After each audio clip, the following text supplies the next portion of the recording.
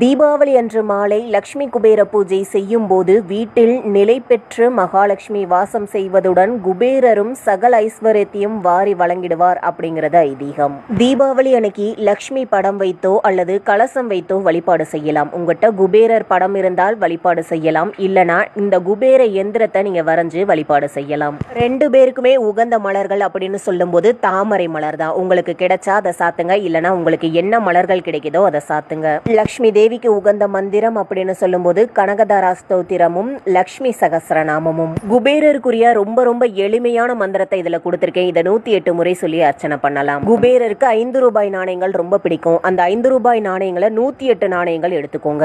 ஒரு தாம்பலத்துல இந்த 5 ரூபாய் காயினை 2 கையால் அள்ளணும், 2 கையால மறுபடியும் போடணும். இந்த நாணய சத்தம் நல்லா கேட்கணும். நீங்க இந்த 108 போற்றி சொல்ற வர நெய்வேத்தியமாக அவள் பாயாசமோ பால் பாயாசமோ படைத்து தீப தூப ஆராதனை காட்டுங்கள். தீபாவளி அன்று மாலை லட்சுமி குபேர பூஜை செய்யும் போது வீட்டில்